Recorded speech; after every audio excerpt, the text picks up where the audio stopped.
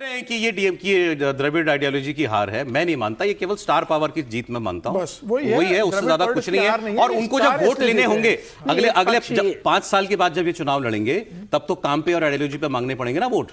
अभी तो डीएमके का भ्रष्टाचार दिखा के वोट मांगने थे केवल। लेकिन ये उस वक्त बताना पड़ेगा कि मैं कहां खड़ा हूं, हिंदी पे कहां खड़ा हूं, हिंदू पे कहां खड़ा हूं, सनातन पे कहां खड़ा हूं। भाई तो आप ये मानेंगे ना कि वो सनातन को गाली देने वाले लोग जो सनातन को मानने वाले थे, उनको लगा कि विकल्प है। अभी कह रहा हूं थोड़ा वक्त रुक जाइए। हाँ ठीक है, तो आगे चलेंगे, लेकिन आज तो ये मानिए आज की बात है। देखिए, सनातन को जो गाली दे रहा था उसके विकल्प के रूप में विजय को देखा, लेकिन भारतीय जनता पार्टी को नहीं देखा उन्होंने। तो अगर कि जो हिंदुत्व की बात करती है, मैं इसको और थोड़ा सा समझा देता हूं, बड़ा अच्छा है। केरलम में जब तक भारतीय जनता पार्टी नहीं थी, तो जो देखता था वो कम्युनिस्ट के विरोध में कांग्रेस को दे देता था। मेरा लेकिन अब 20% 30% वोट मिल रहा है। सौरभ, मेरा 3 सीटें आप जीत रहे हो 27 में से, ऐसा भी नहीं कि 10 सीटें जीत जाओ, कम से कम 20% वोट ले लो, ऐसी भी स्थिति नहीं है। नहीं है, वोट है ना, आप सीटों पे कन्वर्ट नहीं हो रहा ना। एक सेकंड प्रोफेसर साहब। सौरभ, मेरा डर सिर्फ एक है, जिस प्रकार से आंध्र प्रदेश के अंदर राजशेखर रेड्डी के आने के पश्चात क्रिश्चियनिटी में कन्वर्जन अभियान में बहुत पेस आया 5 साल उनके, वही मुझे डर सता रहा है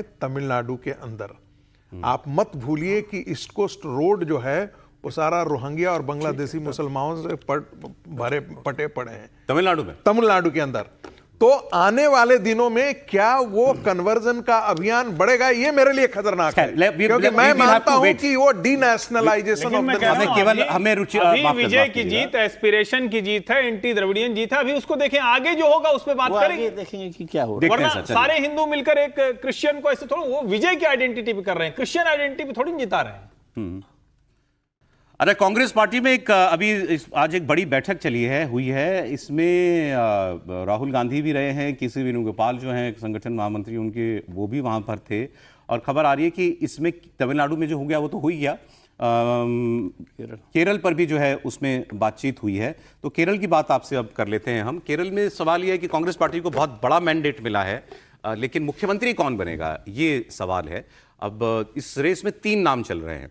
विपक्ष के नेता जो हैं कांग्रेस पार्टी के, जो जब अपोजिशन में वो थी, तो वो हैं वीडी सतीशन जी, ये प्रदेश अध्यक्ष भी हैं। इन्होंने यूडीएफ को 5 साल के मुश्किल दौर में पायलट किया है, अब जीत का श्रेय इनको मिलेगा लोकल लेवल पे। ये सबसे आगे माने जाते हैं। दूसरे केसी वेणुगोपाल साहब, ये 7 साल से केंद्र की राजनीति कर रहे हैं, संगठन महामंत्री हैं, लेकिन दिल इनका केरल में लगता है। तो और राहुल गांधी के करीबी हैं, तो अगर ये चाहें तो क्या राहुल गांधी इनको मौका दिलवाएंगे, देंगे। और तीसरे हैं रमेश चेन्नीतला, ये तीसरी पसंद है। रमेश चेन्नीतला के बारे में मैं ज्यादा नहीं जानता, सब सांसद हैं। रमेश चेन्नीतला सबसे मजबूत लीडर सांसद है, कांग्रेस के सबसे मजबूत लीडर हैं। कांग्रेस को डुबाने में सबसे बड़ी भूमिका इनकी, मजबूत बताया। महाराष्ट्र में कांग्रेस को डुबाने में सबसे बड़ी भूमिका थी वहां के सबसे। सर, केसी वेणुगोपाल से ज्यादा कोई पावरफुल है क्या कांग्रेस में? केसी वेणुगोपाल आज के समय में नहीं है, और केसी वेणुगोपाल के साथ राहुल गांधी के अलावा दिल्ली के जो कांग्रेस लीडर है वो भी साथ में है कि वो जाए वहां।